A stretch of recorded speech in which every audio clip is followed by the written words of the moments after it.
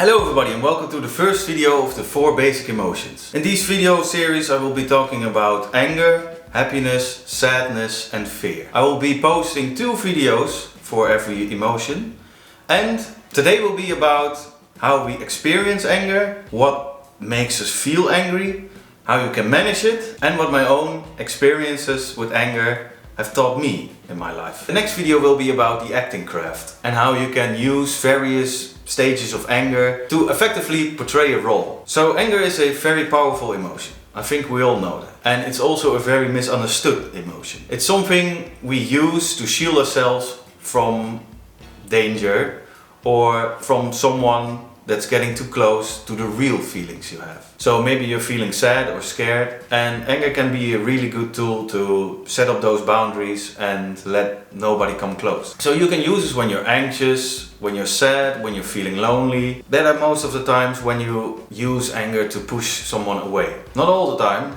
and that's why we're talking about all the 4 basic emotions. So everybody deals with their own problems on their own way, of course, but some people use anger. So what is anger exactly? Well, anger is a natural response to injustice, but also to maybe frustration or that something doesn't sit right and you have to take action. And while anger can be destructive when left unchecked, it can also be used as something positive. So for example, you can set boundaries and you can also let out your frustration if a situation is not how you want it to be. So your body will use a lot of energy, and that's why you sometimes see people clenching their fist, because your body gets all this tension and all this energy and it has to go out. And that sometimes pushes you to take action, to stand up for someone or against someone if you don't agree with that person. So what makes people angry? And how do some people get angrier more quicker than others? Well, it depends on how you grew up and in what kind of environment. Some people have a highly developed frontal cortex and have more self-control. Others just don't have that big of a range with emotion and don't experience emotion as much as someone else. So that's why they experience less anger. I also came across a fact when I was doing research for anger, and that is when you bottle up all your emotions and, for example, all your anger, then it can really do self-harm to your mental health. You can get depression, anxiety, and you can just feel empty because you don't express your needs. So keep that in mind. And when you feel anger, I can understand that you don't want to express it. I've been a nice guy for almost all my life. And I've now changed a little bit that I can use this anger to set the boundaries. It's really not okay if you bottle up all your emotions and let them go through your head. The best thing you can do is just to talk about it. Maybe not to the person of which you have angry feelings towards, but maybe someone else that you can talk to and express it. Because if you bottle up everything, eventually you have to stand up for yourself and you have to let that frustration out in some way or another. And for example, if you bottle up your anger for too long, you will eventually just get explosive anger, or you will just implode from all the thoughts and the burdens and the stress you carry with you because you don't want to express your anger. And this can also lead to a certain sense of disconnection with the world. And it would be a shame if you go through life disconnected, full of anxiety, with a depression, and you just don't want to talk about it. I think it's easier said than done. I understand, I've been through it many times, but to ask for help and to talk to someone is the best thing you can do, in my opinion. Maybe it doesn't feel okay in the beginning, but if you find someone who you can talk to and who you can trust, someone who understands you and can help you with it, maybe a professional, maybe someone you know that's not involved with the situation. I've experienced in my life many times it will help to do something like that. So now that I've talked about bottling up the anger and how bad it is for you, I want to explain what happens if you bottle it up too much. If you bottle it up too much, you will get an outburst of anger. It will be like an explosion of all this anger that is compressed inside your body. In Holland we have a saying, and it's called de druppel die de emmer doet overlopen. It's a saying about a bucket. And if you have a bucket, you can fill it with water, of course. And the saying in Holland is the droplet that lets the bucket spill over. So if you have that last little drop of water inside the bucket and it will spill, then you get that anger outburst. So for example, I need to go to work and I forgot my sandwiches. And I really love my sandwiches. And I also can get some sandwiches at my work, but I don't want to. I want my own sandwiches. So I forget them, I go back, I pick up the sandwiches and still have time left to go to work. But here's the kicker. There is someone in front of me driving, when I'm driving on the road, that drives very slow. So I want to overtake this person, but I can't because it's too busy in the traffic. You have this frustration, and just like I said, you want to change the situation. And that's where the anger comes from. You have this frustration inside of you and you want the situation to change. You want to actually, if you could, fly over the car that's in front of you and then get as quickly as possible to work, right? So you arrive at work and you see a colleague bullying another colleague and you find that really unacceptable. But something in you says that you just don't want to have a fight with someone. So you just leave it and you head to your workstation.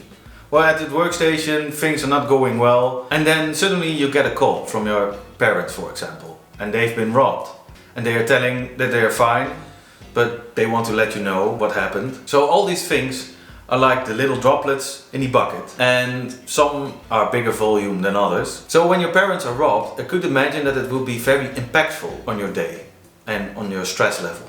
So that's a lot of volume of water inside the bucket. So now we have all these droplets, all these bigger pieces of water, because there are always more things, and this is only one day, but the bucket can be filled, of course, all the time.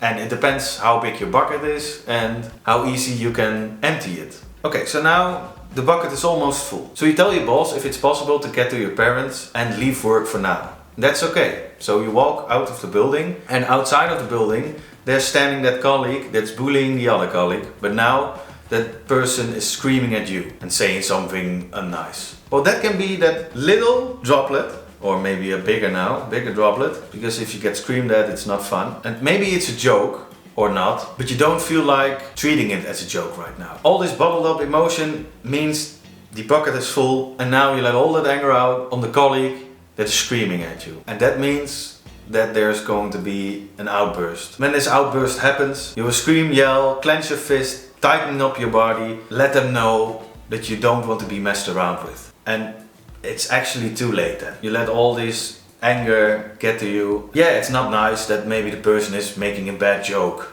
or bullying someone. That's not okay. But it's also not okay to scream at them and use bad language, for example. Because eventually, most of us when we work, we're adults and we can talk with each other as adults. And that's what happens if you don't set the boundaries. If you're being bullied a lot of times and you don't set your boundaries, they will walk right over you. I've experienced it all the time. I'm always thinking, oh, but I can be nice and I understand they're just insecure and they want someone to make fun of so that they don't have to think about themselves, but they can bully someone else, you know, they can make fun of someone else. I always thought that, and I thought, okay, but it will stop eventually if I ignore it. But that's not the case. And that's why I've had some explosive moments in my life when I just let everybody walk all over me, and then eventually I'll explode because I don't want to talk about my frustration. I don't want to talk about my anger and about the situation. And that's unfortunately a thing.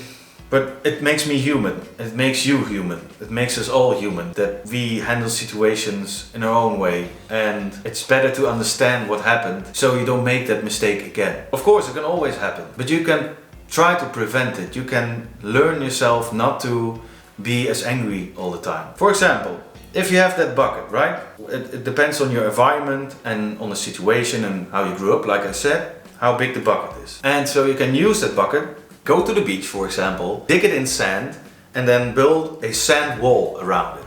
And it may seem a little bit crazy, but just hear me out.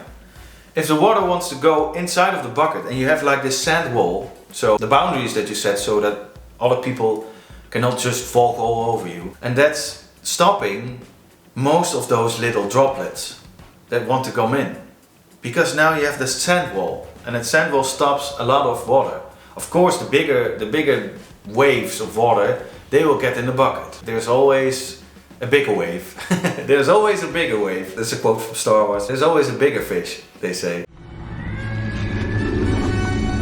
There's always always a bigger fish. There's always a bigger wave and you can't stop it. Some things are just in your life and you have to deal with them, accept it. And maybe you can upgrade that bucket. Maybe you can make it bigger. Maybe you can use techniques like meditation or reflecting on your actions and on your day. And that maybe puts little holes underneath the bucket and it lets the water drain slowly but steadily, and then your bucket will be empty again. So now that I've explained anger and my own experience a little bit and how you can manage it properly, I want to end with the impact of anger. Like I said, anger can be very destructive if it doesn't solve anything, if you just use it to hurt others. For instance, you can damage a relationship with someone you are close with, friends, or family, or a co-worker. And it would be a shame if you push those people too far, just so they don't see your vulnerability. I think that vulnerability is something that we need to show time to time. That's why in this video I shared my experiences, and well, in some way I am also vulnerable at that moment. But I think when humans are vulnerable, that's when they are the most real. That's when you get a connection. And that's why I always say that you can always be vulnerable to the right persons, of course, and set boundaries to those who you don't have a close relationship with. So use anger properly. And remember that anger is not inherently bad. It's a valid emotion, just like the rest. But the challenge lies in how to manage it effectively. So with that I want to end the video. If you learned something in this video, let me know in the comments. And if you have tips or feedback for me as a creator, you can also put it in the comments and I can use it for the future videos. I want to thank everybody for watching and I'll see you in the next one. Bye bye!